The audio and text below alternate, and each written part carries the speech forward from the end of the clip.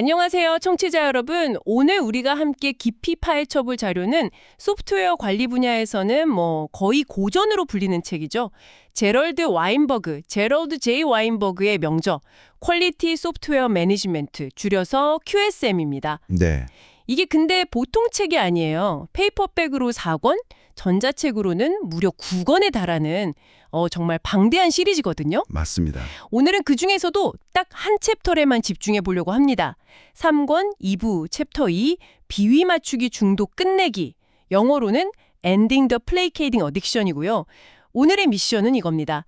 소프트웨어 조직에 마치 유령처럼 떠도는 비위 맞추는 조직, 이 Placating Organization이라는 게 대체 뭔지, 이게 왜 생각보다 훨씬 심각한 문제인지, 그리고 이 조직적인 중독에서 어떻게 빠져나올 수 있는지 그 해법까지 한번 제대로 알아보겠습니다. 네, 오늘 다룰 내용은 그냥 이렇게 관리하세요 같은 어떤 팁을 알려주는 차원이 아니에요. 조직 안에서 일어나는 인간 행동의 아주 근본적인 패턴을 건드리거든요. 특히 비위 맞추기, 그러니까 플레이케이팅이라고 하는 이 소통 방식이 어떻게 조직 전체의 품질을 서서히 하지만 아주 확실하게 갉아먹는지를 보여주죠.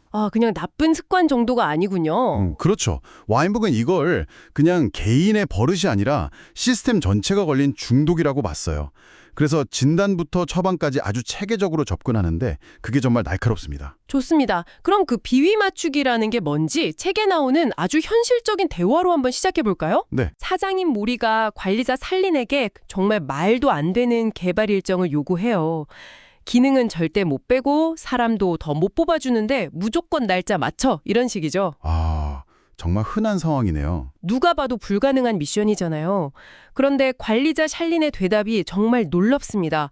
네, 알겠습니다 하고 그냥 받아들여요. 아니, 여기서 대체 무슨 일이 벌어지고 있는 걸까요? 샬린은 왜 저런 요구에 네라고 대답한 걸까요? 바로 그 장면이 비위 맞추기, 플레이케이팅의 전형적인 모습이에요. 단순히 동의하는 수준을 넘어서 내 전문 지식, 내 경험, 눈앞에 보이는 데이터까지 전부 다 무시하고 상대방 의견을 그냥 따르는 거죠. 전부 다 무시하고요. 네. 그 뿌리에는 극단적으로 낮은 자존감이 있어요. 와인버그의 표현을 빌리자면 나는 아무것도 없고 상대방이 전부다 라고 생각하는 심리 상태인 거예요. 나는 아무것도 없고 상대방이 전부다. 듣기만 해도 되게 위축되는 말이네요. 이게 단순히 그냥 상사한테 네네 하는 수준의 문제가 아니라는 게 확 느껴지는데요. 맞아요. 이건 거의 자기 자신을 부정하는 거니까요. 그래서 와인버그가 자기 일화를 하나 들려주는데 이게 정말 재밌어요. 뭔가요? 어느 날 아침에 옷장을 열었는데 오랫동안 안 입어서 잘 맞지도 않고 좀 촌스러운 셔츠가 눈에 띄더래요. 보통은 그냥 지나칠 텐데 그날따라 기분이 좀 우울하면 오히려 그 셔츠를 꺼내 입는다는 거예요. 맙소사, 그 낡은 셔츠를요? 왜요? 이유가 뭐냐면 이 불쌍한 셔츠, 내가 자기를 더 이상 안 좋아한다고 생각하면 얼마나 슬플까, 이런 생각 때문에요. 셔츠한테 비위를 맞춘다고요? 이 이야기가 진짜 중요한 게 나를 비난하는 사람이 눈앞에 없어도 심지어 상대가 사물이어도 비위 맞추기는 일어날 수 있다는 거예요. 이건 철저하게 내 안의 문제라는 거죠. 이런 행동 패턴이 개인을 넘어서 조직 전체의 문화로 자리 잡으면 그때부터 진짜 심각한 문제가 생기기 시작합니다. 상상만 해도 좀 답답해지는데요. 모두가 서로 눈치만 보고 누구 하나 진짜 맞는 말을 못하는 그런 분위기. 바로 그 지점에서 와인버그가 품질 경영의 대가, 데밍의 원칙을 가져옵니다. 14가지 원칙 중에 8번째, 두려움을 없애라, drive out fear. 두려움을 없애라. 네. 비위 맞추는 문화에서는 관리자들조차 뭐가 옳은지 판단을 못해요. 질문하거나 자기 의견을 내는 걸 병적으로 두려워하죠. 괜히 바른 말 했다가 찍힐까 봐 그냥 입을 닫아버리는 거예요. 그런데 유독 소프트웨어 조직에서 이런 문화가 자주 보였던 특별한 이유가 있을까요? 그게 역사적인 배경을 보면 바로 이해가 돼요. 1950년대, 60년대 초창기 컴퓨터 시대를 한번 떠올려 보세요. 그때 컴퓨터는 지금처럼 책상 위에 놓인 작은 상자가 아니었잖아요. 그렇죠. 건물 하나를 차지하는 집 한 채 값의 거대한 기계였죠. 맞아요. 그리고 이걸 다룰 줄 아는 사람이 극소수였고요. 거의 신기술을 다루는 마법사 같은 존재였겠네요. 정확합니다. 자연스럽게 그 소수의 프로그래머들에게 엄청난 권력이 쏠렸어요. 일종의 기술적 오만, 테크니컬 에러건스가 생겨난 거죠. 고객이나 관리자들은 자기들이 뭘 원하는지 제대로 말도 못 꺼냈어요. 프로그래머가 원래 컴퓨터는 그렇게 작동하는 겁니다. 한마디 하면 그냥 깨갱해야 했죠. 안 그러면 프로젝트가 멈춰버리니까요. 그렇죠. 그들의 비위를 맞추지 않으면 안 되니까요. 결국 소통 패턴이 이렇게 굳어지는 거예요. 고객과 관리자는 프로그래머 비위를 맞추고 프로그래머는 그들을 비난하거나 무시하고 품질이 좋을 리가 없죠. 그 초기 컴퓨팅 시대 이야기는 정말 흥미롭네요. 마치 특정 기술을 가진 사람들한테 모든 권력이 쏠렸던 서부개척 시대 같기도 하고요. 그런데 문득 궁금해지네요. 지금은 개발자도 훨씬 많아지고 기술도 보편화됐잖아요. 그럼 이제는 그런 기술 귀족 같은 문화가 사라졌어야 하는 거 아닌가요? 왜 아직도 이 문제가 중요한 거죠? 정말 좋은 질문이에요.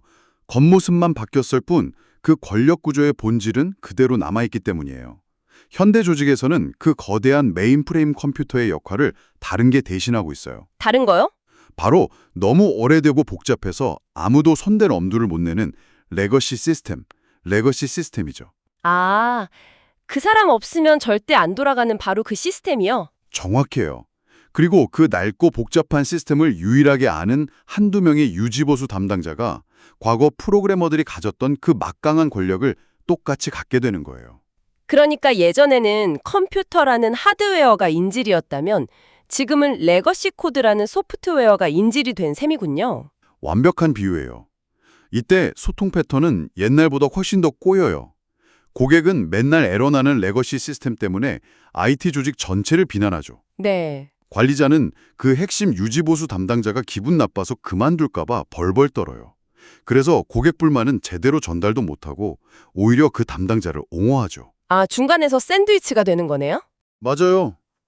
고객과 담당자 사이에서 양쪽 비위만 맞추는 거예요. 정작 이 모든 권력의 중심에 있는 그 담당자는 문제의 심각성을 전혀 몰라요. 그냥 지극히 초합리적인 슈퍼 리즈너블한 태도로 규칙이 그렇습니다, 데이터가 이렇습니다 하면서 감정 없이 대응하죠. 결국 조직 전체가 단 한 사람에게 인질로 잡힌 꼴이 되는 거네요? 바로 그겁니다. 듣다 보니 좀 답답해지는데요. 이게 거의 조직 전체에 퍼진 암 같은 거라면 관리자 한두 명이 노력한다고 바꿀 수 있는 문제인가요? 그냥 포기해야 하는 거 아닌가 싶기도 하고요. 포기하기엔 너무 늦었죠. 와인버그는 이게 중독 상태이기 때문에 의지만으로 끊을 수 없다고 봐요. 대신 아주 명확한 3단계 해독 모델을 제시합니다. 3단계요? 네. 첫째, 비위 맞추기를 금지하라. 즉, 그 행동이 아무런 이득이 없게 만들어라. 둘째, 효과적인 대안을 줘라. 셋째, 변화 초기의 고통을 완화해줘라. 비위 맞추기를 금지하라는 게 앞으로 비위 맞추지 마세요라고 선언하는 건 아닐 테고 구체적으로 뭘 어떻게 하라는 걸까요? 규칙으로 막는 건 아무 소용없어요. 핵심 원칙은 딱 한 문장입니다. 선택권이 비위 맞추기를 막는다. 영어로는 Choice Prevents Placating. 선택권이 비위 맞추기를 막는다. 네, 이 말이 정말 중요해요. 다른 대안이 없어서 어딘가에 갇혀버린 고객은 비위를 맞출 수밖에 없다는 뜻이에요. 아, 곱씹어볼 만한 말이네요. 책에 나오는 호텔, 레스토랑 비유를 들으면 바로 이해될 거예요. 네. 외딴 사막에 있는 호텔에 혼자 묵고 있다고 상상해보세요. 밥 먹을 곳은 호텔 레스토랑 딱 하나뿐이에요. 아, 심지어 메뉴도 매일 한 가지밖에 없어요. 이런 상황에서 요리사가 아무리 불친절하고 음식이 맛이 없어도 당신은 와, 정말 맛있네요 라며 웃어줄 수밖에 없어요. 안 그러면 굶어야 하니까요. 그렇죠. 회사 내부 IT 조직의 서비스를 무조건 써야만 하는 고객들의 처지가 바로 이 사막의 여인객과 똑같은 거죠. 아, 이제 알겠네요. 결국 그 옴짝달싹 못하는 상황에 선택권이라는 문을 하나 열어줘야 한다는 거군요. 바로 그겁니다. 가장 강력하고 직접적인 방법이 바로 아웃소싱이에요. 고객에게 내부 팀 대신 외부 업체를 선택할 수 있는 진짜 옵션을 주는 거죠. 외부 업체를요? 네. 책에 나오는 실제 사례 두 가지가 아주 흥미로운데요. 하나는 맨날 불평만 하던 까다로운 고객을 아예 외부 업체로 보내버렸더니 오히려 팀에 남아있던 직원들 사기가 오르고 다른 고객들에 대한 서비스 품질이 확 올라간 경우예요. 오, 골칫덩어리 하나 보냈더니 다른 일이 더 잘 풀린 거네요. 그렇죠. 근데 정반대 사례도 있어요. 내부 팀에 불만이 많아서 큰 기대를 안고 외부 업체 일을 맡겼던 고객이 있었어요. 네. 그런데 막상 해보니 비용은 훨씬 비싸고 결과물은 엉망이라 크게 되인 거죠. 아, 결국 그 고객이 꼬리를 내리고 다시 내부팀으로 돌아왔는데 예전과는 완전히 다른 아주 협조적인 파트너가 됐다는 거예요. 와, 바깥 세상의 쓴맛을 보고 나서야 우리 팀이 얼마나 고마운 존재였는지 깨달은 거네요. 맞습니다. 아웃소싱이라는 선택지가 내부 팀을 긴장시키는 효과도 있지만 동시에 고객을 성장시키는 효과도 있다는 게 되게 역설적이면서도 흥미로운 지점이죠. 다른 방법도 있나요? 물론이죠. 내부 입찰, 인터널 비딩이라는 방식도 있어요. 회사 안에 여러 개발팀을 만들어서 마치 외부 업체들처럼 프로젝트를 두고 서로 경쟁시키는 거예요. 아, 내부에서 경쟁을 시키는 거군요. 네. 고객은 각 팀의 제안서를 보고 가장 마음에 드는 곳을 고를 수 있죠. 이러면 팀들은 선택받기 위해서라도 억지로라도 실력을 키우고 서비스 마인드를 갖추게 돼요. 도태되지 않으려면요. 마지막으로 그 대체 불가능한 유지보수 담당자 문제는 어떻게 해야 할까요? 그 한 사람에게 인질로 잡힌 상황이요. 그 문제의 직접적인 해결책은 분산 유지보수, dispersed maintenance예요. 말 그대로 유지보수 업무를 쪼개고 나누는 거죠. 주기적으로 담당자를 순환 근무시키거나 애초에 혼자가 아니라 여러 명이 한 팀으로 유지보수를 하게 만드는 거예요. 아, 특정 개인에게 지식과 권력이 쏠리는 걸 원천적으로 막는 거죠. 듣기만 해도 쉽지 않겠네요. 관리자 입장에서 제일 무서운 건 이런 조치를 하려고 했을 때 그 핵심 개발자가 이렇게 하시면 저 그만두겠습니다 라고 배짱 부리는 상황일 텐데요. 그땐 진짜 어떡하죠? 와인버그의 조언은 여기서 아주 단호하고 명확합니다. 만약 그가 그만두겠다고 위협하면 그 위협을 실행할 기회를 주라고 말해요. 잠깐만요. 그냥 나가게 놔두라고요? 그건 너무 위험하지 않나요? 와인버그의 경험이 그렇다고 해도 만약 우리 회사가 그 10%에 해당되면 어떡하죠? 특히 요즘처럼 개발자 구하기 힘든 시기에는 그 한 명 나가면 프로젝트 전체가 몇 달은 멈출 수도 있을 텐데요. 그 리스크를 감수하라는 게 현실적인 조언일까요? 당연히 그런 걱정을 할 수 있죠. 하지만 와인버그는 더 큰 그림을 보라고 말해요. 그의 경험상 90%는 말로만 그럴 뿐 실제로는 그만두지 않는데요. 아, 그리고 설령 나머지 10%가 정말 그만두더라도 새로운 팀이 와서 그 업무를 파악하고 인수인계하는데 보통 2주에서 4주, 생각보다 훨씬 짧은 시간이 걸린다고 합니다. 생각보다 짧네요. 더 놀라운 건 그렇게 새 팀이 오고 나면 고객 만족도가 오히려 더 높아지는 경우가 대부분이라는 거예요.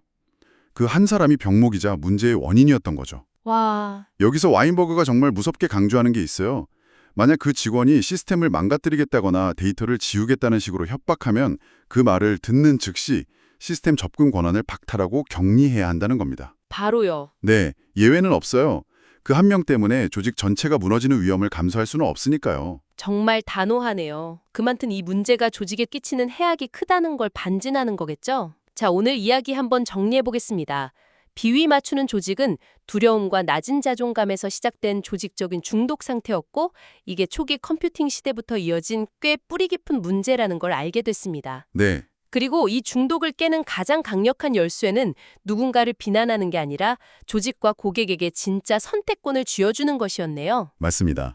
결국 비위 맞추기, 플래케이팅, 비난하기, 블레이밍, 초합리적이기, 슈퍼 리즈너블 이런 모든 역기능적 소통의 반대편에 있는 궁극적인 대안은 바로 일치성, congruence예요. 일치성이요? 네, 나 자신, self, 그리고 타인, other, 그리고 우리가 처한 상황, context, 이 세 가지 사이의 균형을 맞추는 건강한 소통 상태를 말하는 거죠.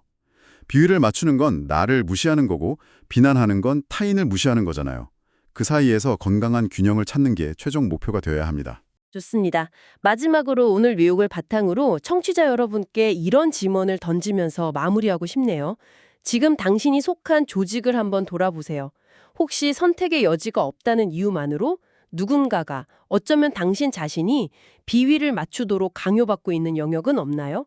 실력이 최고라서가 아니라 유일한 대안이라서 모든 권력을 쥐고 있는 개인이나 팀은 없나요? 만약 바로 그곳에 진짜 대안, 진짜 선택권이 생긴다면 과연 어떤 변화가 일어나게 될까요?